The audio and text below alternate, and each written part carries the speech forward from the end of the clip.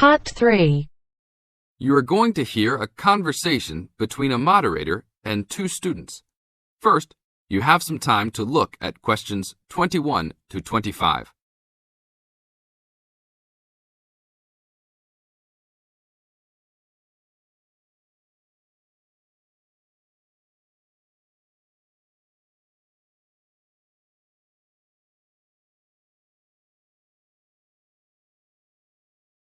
Now listen to the tape and answer the questions. Today we will hear two views of the book, Fast Food Nation, The Dark Side of the All-American Meal, by Eric Schlosser. Many have deemed this a fascinating socio-cultural report that explains how the development of fast food restaurants has led to the standardization of American culture, widespread obesity, urban sprawl, and more.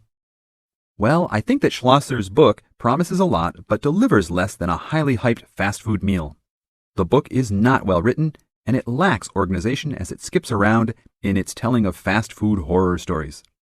And then he spends a great deal of time on Walt Disney and bashing Disneyland. Why is that in a book about fast food? Bashing is the best word for this book. According to this book, Schlosser clearly believes that the fast food industry is responsible for every problem in America today. From the common cold, to inflation, to malls, to unruly kids, to warts. He blames it all on big business and especially the big food business.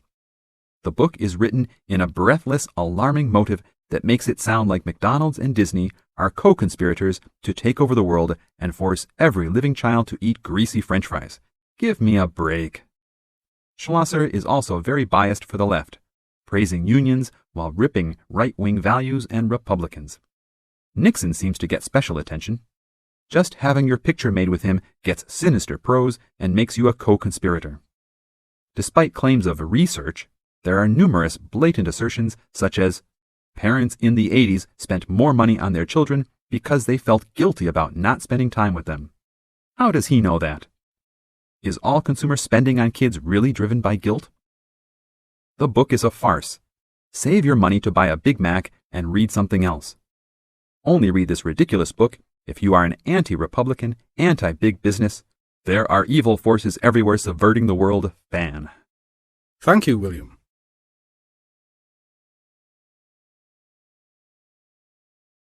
Now look at questions 26 to 30.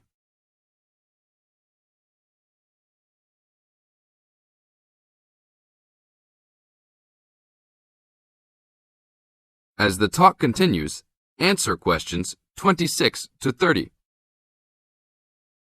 Now we'll talk to another person with a very different assessment of this book. So, Jenny, what did you think of Schlosser's book? Wow, where do I begin? I thought that this book was very informative, very well researched, and a very easy read. Schlosser did a wonderful job of organizing the vast amount of information that he placed in this book. For a non-fiction book, I found that Fast Food Nation kept me entertained throughout its entirety. In fact, I couldn't put it down. The history of the fast food industry itself was fascinating, as well as the background information on the potato and meat industries. The first-hand accounts given by people who work for the fast food industry, as well as the meatpacking and potato plants, added to the reality of the points the book was trying to make. The fast food industry and all industries supported by fast food companies have some serious issues that need to be addressed by the nation. In addition, Schlosser does an excellent job of pointing out the dangers of not only working for these businesses, but eating food supplied by them. It's scary to think about the dangers lurking behind the counter at your local fast food chain. This book really opens your eyes to some health hazards that all of America should be aware of. Everyone should read this book. It will change your eating habits and the way you view large fast food corporations. That is the end of Part 3. You now have half a minute to check your answers.